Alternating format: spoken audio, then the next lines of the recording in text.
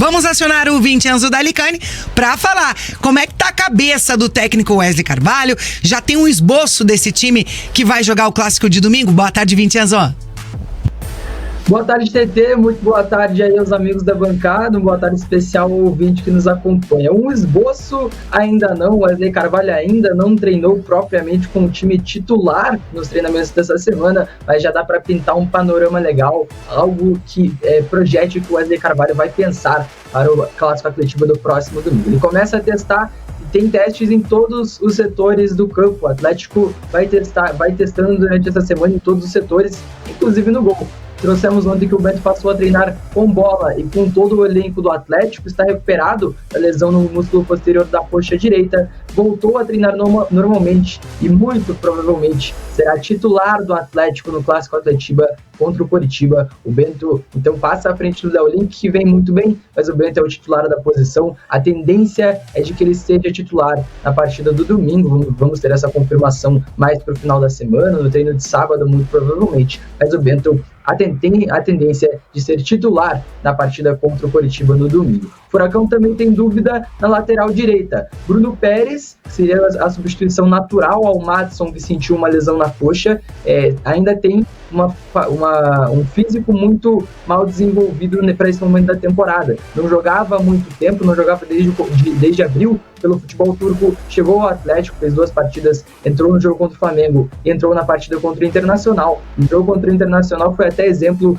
de que ainda não dá para o Bruno Pérez jogar 90 minutos. Então o Eric vem sendo testado na função também. Ele deu uma entrevista ontem para a Rede Furacão, disse que ele fez a base na lateral direita, então não seria um problema, já fez a lateral direita em vários momentos pelo Atlético desde 2019 também. O Eric, daqui a pouco a gente vai ouvir umas falas dele também, mas ele também está sendo testado aí na lateral direita junto com o Bruno Pérez. É uma dúvida na cabeça do Wesley. O resto do sistema defensivo deve se manter, então Kaká, Thiago Heleno e Lucas Esquivel no meio campo. Se o Eric for recuado à lateral direita, o Hugo Moura deve ser o titular como primeiro volante. Foi bem contra o Flamengo na função, cumpriu suspensão na última partida contra o Internacional. Agora volta a ser relacionado pelo Atlético e pode ser titular, caso o Eric seja recuado para a lateral direito. Fernandinho deve jogar, Bruno Zapelli deve jogar, o Alex Santana causa dúvida também, porque o Alex Santana mudaria o esquema do Atlético, e aí o Wesley Carvalho pensa entre o Alex Santana no meio campo ou o Coelho para compor uma das alas do Atlético, seja na ala esquerda ou seja na ala direita. Então fica essa dúvida também do que o Wesley está pensando, mas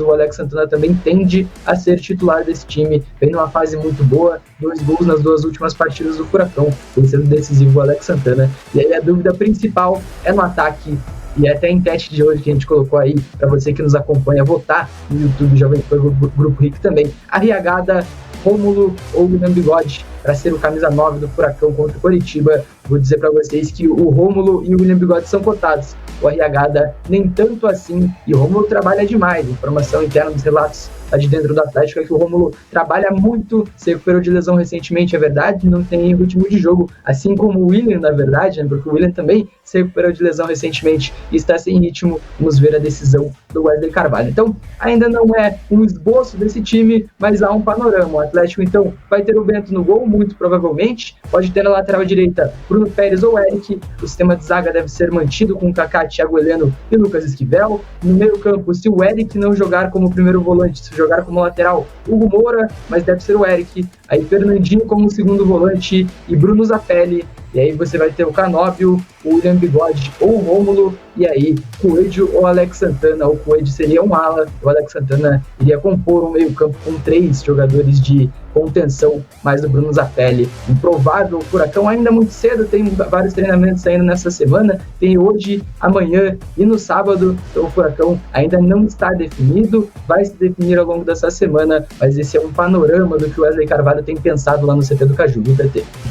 E na nossa enquete tá dando boa aqui pro William Bigode, com 44% das preferências. Foi meu voto. O meu também. O Johnny, atleticano, falando que o Rômulo tem que jogar de centroavante. Concorda, Dalk? Não, porque eu acho que o Rômulo não jogou nenhuma vez centroavante esse ano. Acho que é até difícil pensar que ele é testado assim normalmente, né? Eu acho que ele é testado muito mais pelas pontas nos treinamentos. Eu acho que mudaria um pouquinho, né? Então não sei se encaixa tanto assim.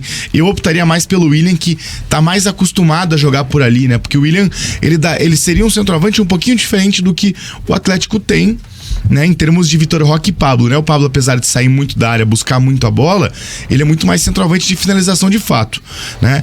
O Bigode, ele seria muito mais um falso 9, né? E com a instabilidade defensiva do Coritiba, poderia dar muito certo. Poderia abrir muito espaço. Eu tenho certeza que Samaris ia ficar perdido pra marcar ele, tá? O zagueiro que fosse Agora acompanhar ia ficar perdido pra marcar ele também. Imagina Ele o fez que gol o no Vitor Coxa, Roque né, não o ia Bigode. fazer nessa defesa. Fez o gol Acho do que foi 2-2. cruzamento do Roque e ele fez de cabeça. Isso, ele fez o gol do 2-2, né? Quando ele entrou na arena. Aí depois o Canóbio virou o jogo 3-2 lá na arena. É isso, né? É. Foi isso, 3-2.